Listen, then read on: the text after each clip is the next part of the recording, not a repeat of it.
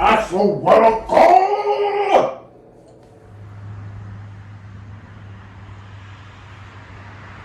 What's up, everybody?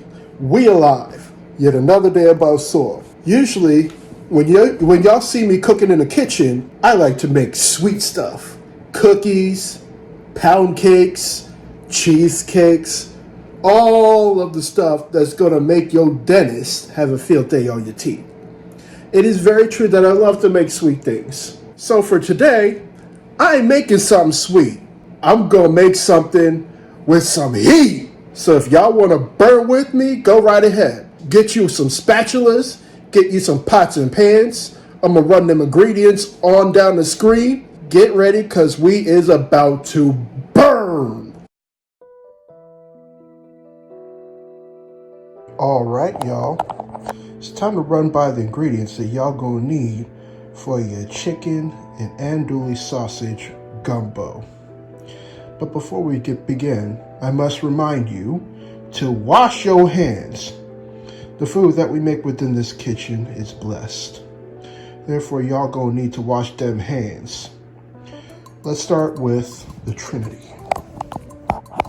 The fresh vegetables that you need for gumbo is 2 celery stalks, a white onion, green bell pepper.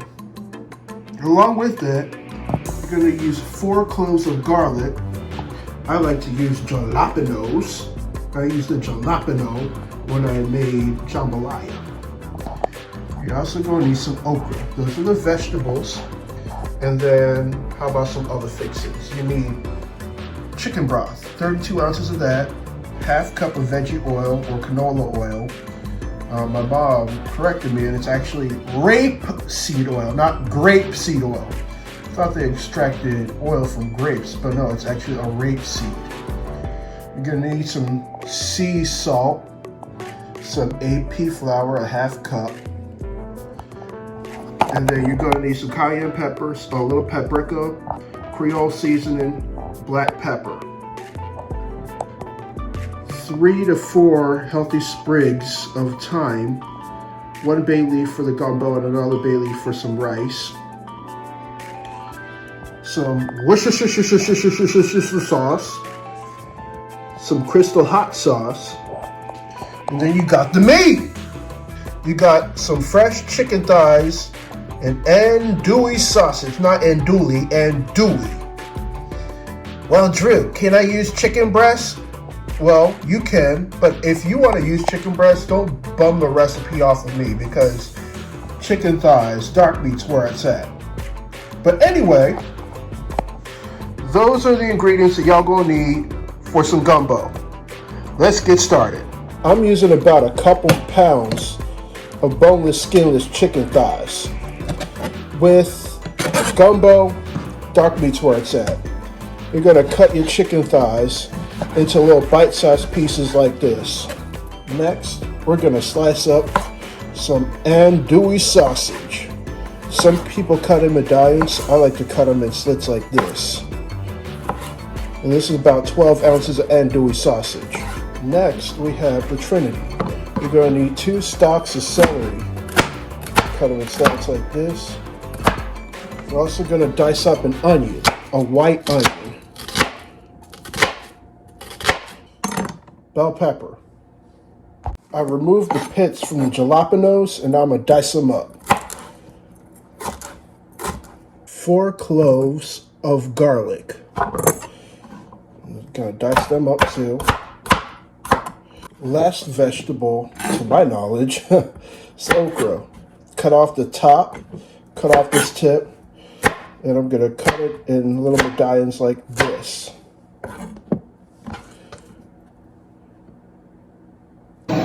Y'all, it's something about cooking on a cast iron skillet. Cooking meat on a cast iron skillet. It's just so fire. So this cast iron skillet is nice and hot. I'm gonna add some vegetable oil, probably about 3 tablespoons. Yeah, 3 tablespoons of vegetable oil. And once that vegetable oil is on and popping, bam, andollie sausage. We're going to cook those down so it's nice and brown. All right, I got the andollie sausage nice and brown. I'm going to put that in a separate bowl, and then we're going to cook the chicken thighs.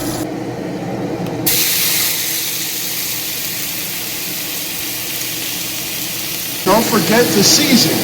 It needs some salt, and it also needs some black pepper. Where's my black pepper? Yep.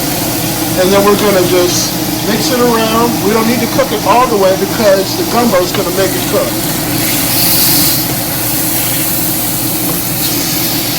It's slightly brown. We're just trying to brown it for flavor. Once the chicken is this color, I'd say it's good off the pan. In some cases, you want to cook it all the way, but with the gumbo, we're going to let the gumbo cook it.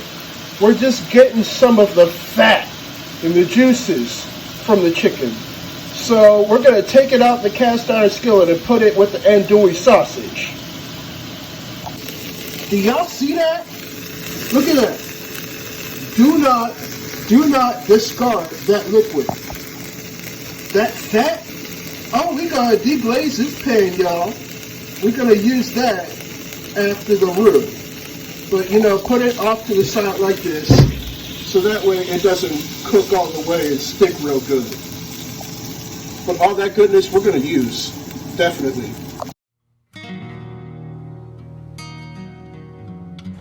Now, I'd be lying to y'all if I told y'all I was nervous the first time I made gumbo. The number one reason why people are scared to make gumbo is the roux. You absolutely need roux for your gumbo. But I'm telling you now, it is something that you should not be scared of. And I'm going to tell y'all every step of the way how to make roux. Here's a few things for y'all to remember. If this is your first time making gumbo, don't take your eye off the roux. If this is your second time making gumbo, don't take your eye off the roux.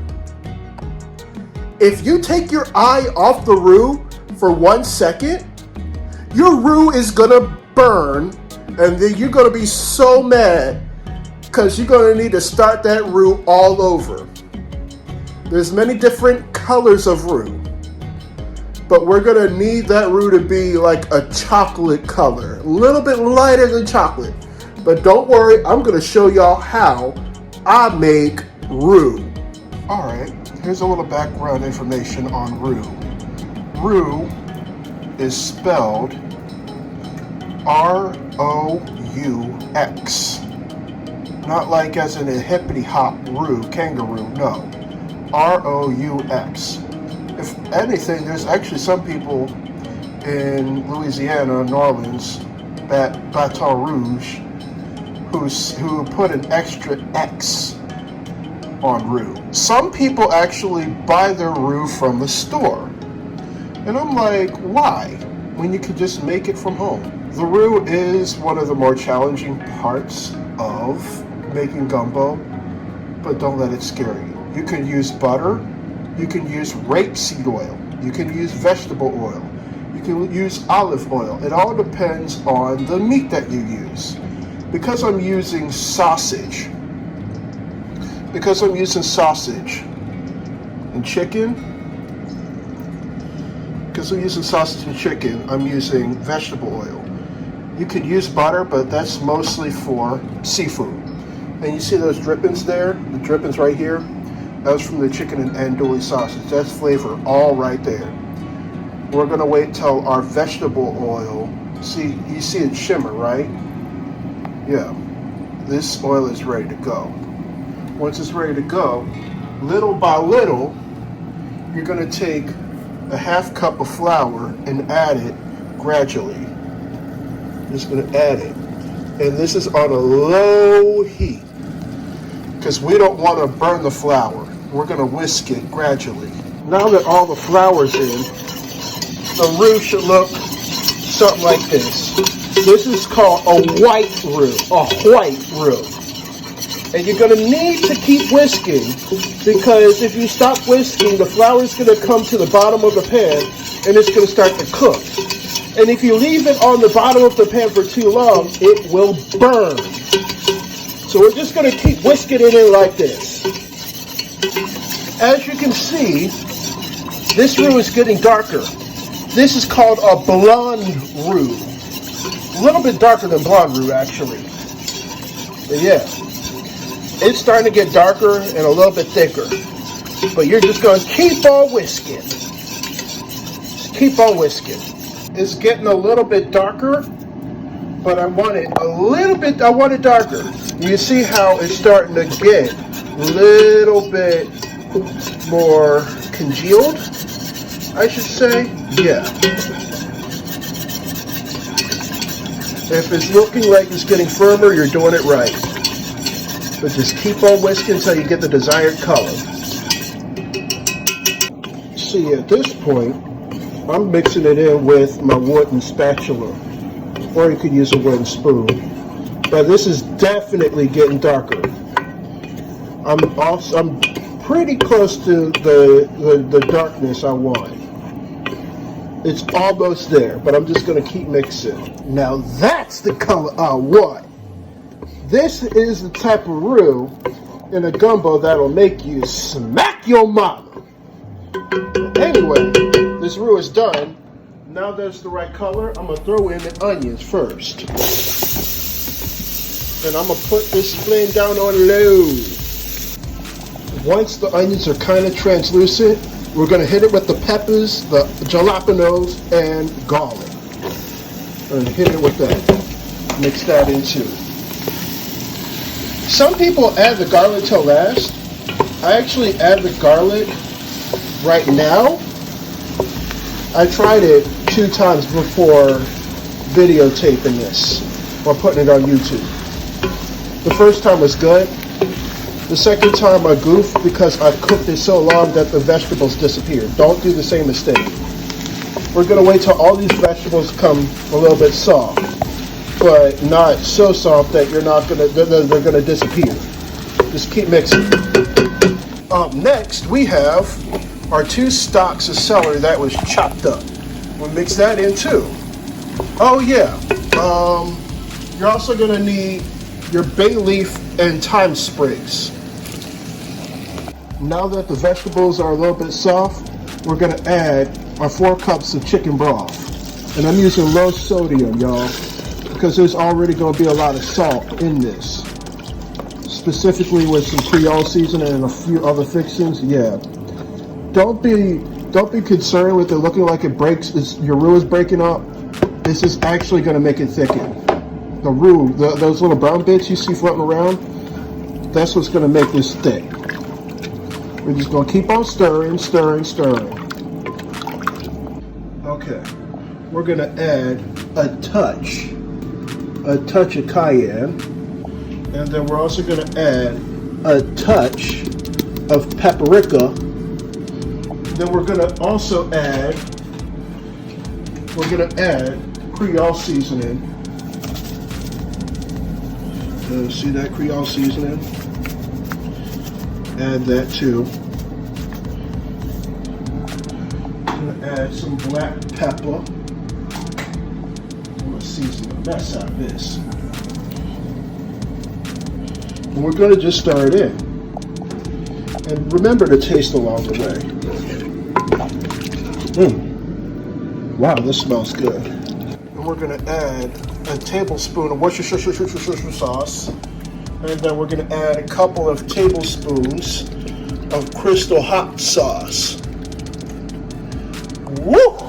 Yes! Woo! Look at all that juice. Instead of discarding it, we're going to use it. It's time to add the meat. Dump all that meat up in there. And we're going to cook it low. We're going to cook it a little bit low. Look at that.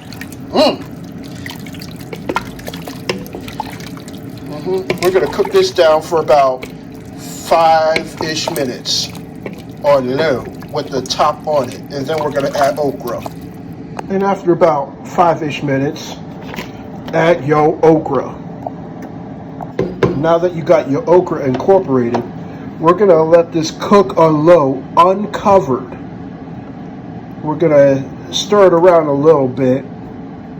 Keep an eye on it. Some people leave gumbo sitting there for a long time. And this is something that you really need to take your time and cook with.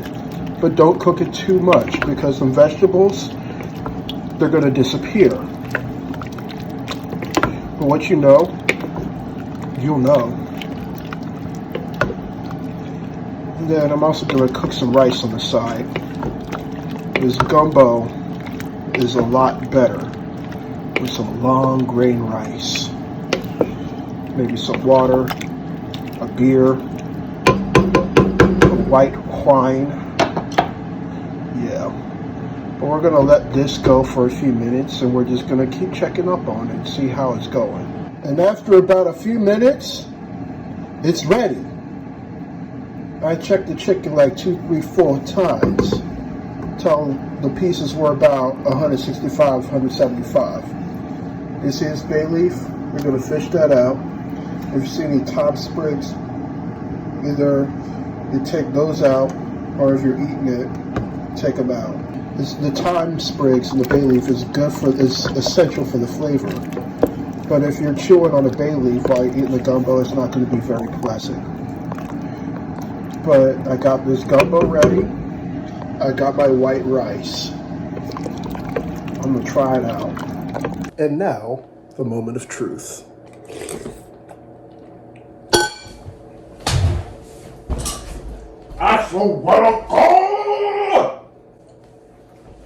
So before we part ways and leave, I have a relatively important question to ask y'all. If you went to sleep tonight and you would wake up the next day, would you truly be satisfied with the life that you live?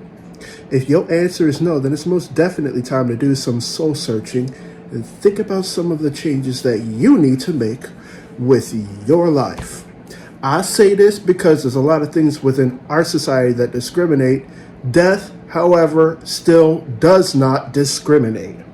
I want to thank y'all for watching my content. If this is your first, second, third, or whatever time, hit that subscribe button. It's right down below.